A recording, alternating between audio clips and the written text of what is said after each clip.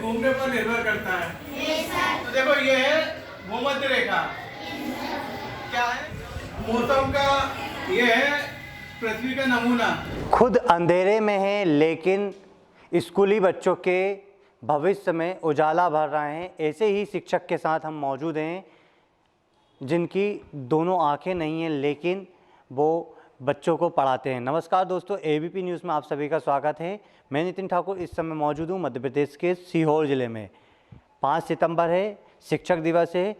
शिक्षक दिवस पर हम ऐसे शिक्षक की कहानी दिखा रहे हैं आपको जो दोनों आंखों से ब्लाइंड हैं। आपके सामने खुद ये शिक्षक मौजूद हैं। सीहोर ज़िले के नसरुल्लागंज में हरि ओम जेमनी जी हैं। हम बात करेंगे। सर, आप दोनों आंखों से ब्लाइंड हैं। पहले नमस्कार सर, आप सभी, आपको भी और आपके माध्यम से सभी श्रोताजनों को।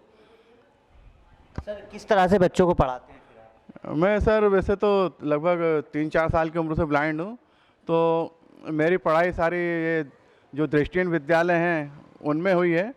तो ब्रेल लिपि के माध्यम से मैंने पढ़ाई की है, और जिसमें हाथों के स्पर्श छू करके पढ़ते हैं। तो उसमें काफ़ी लंबे टाइम तक मैंने पढ़ा है। और कक्षा 9 से एक पॉलिसी थी गवर्नमेंट की जिसमें एकीकृत शिक्षा, जिसको इंटीग्रेटेड एजुकेशन कहते हैं, तो उसमें मैं आँख वाले विद्यालय में पढ़ने जाता था। तो मैंने वहाँ टीचरों को देख करके ये सीखा कि वो टीचर लोग भी जो थे वो बच्चों से रीड करवाते थे पैराग्राफ बार, और वो फिर उसको इम्प्लीमेंट करते थे। तो वो विधि मैं भी अपनाता हूँ, बच्चों से पैराग्राफ पढ़वा लेता हूँ और उसको पैराग्राफ बार समझा देता हूँ। और जहाँ कहीं कठिन शब्द आते हैं तो उसमें बच्चों से एक एक वर्ण को पढ़वा करके उसको जोड़ लेता हूँ और करवा देता हूँ। तो आजकल वैसे ब्रेल पुस्तकें भी आसानी से उपलब्ध होने लगी हैं, तो ब्रेल लिपि के माध्यम से भी मैं रीड करता हूँ और बच्चे अपनी पुस्तक से पढ़ते हैं। तो ये भी एक तरीका हो गया है पढ़ाने का। ब्रेल लिपि बड़ा सशक्त माध्यम है शिक्षण में और शिक्षा में भी, दोनों में।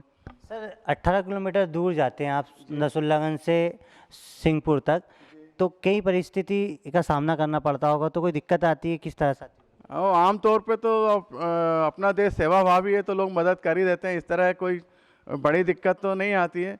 हाँ, कभी कभार ऐसा हो जाता है कि बारिश वारिश का टाइम होता है, बसें छूट जाती है, लेट आती हैं, नहीं मिल पाती हैं, किसी की हेल्प लेना पड़ती है। इस तरह की दिक्कतें नॉर्मली आती हैं, नहीं तो आमतौर पे तो लोग सहानुभूति भरा बर्ताव करते हैं, तो सब कुछ आसानी से हो जाता है। सर, देखने को मिला कि आप मोबाइल भी चला लेते हैं। सर, कैसे चला पाते हैं इसमें? वो हम लोग के मोबाइल में क्या है सर, स्क्रीन रीडर डला होता है, वो स्क्रीन को पढ़ के बताता है। उसमें जो भी मैसेज आते हैं, जो भी नंबर आते हैं, वो पढ़ करके सुनाता है। उसमें अपनी सुविधा के हिसाब से संसार की कोई भी भाषा हम लोग उस पर चयन सिलेक्ट करके उसको कर लेते हैं, तो वो फिर वो पढ़ के सुनाने लगता है। सर, देखने को मिल रहा है कि आप एक दिन पहले घर में कुछ पढ़ के जाते हैं, फिर बच्चों को ऐसा कुछ प्रैक्टिकल करते हैं क्या?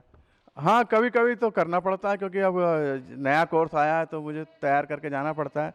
लेकिन इतने दिनों से तो मैं तैयार था, तो इतना नहीं करना पड़ता था। लेकिन अब कुछ नया कोर्स आया तो मुझे तैयार होकर जाना पड़ता है घर से।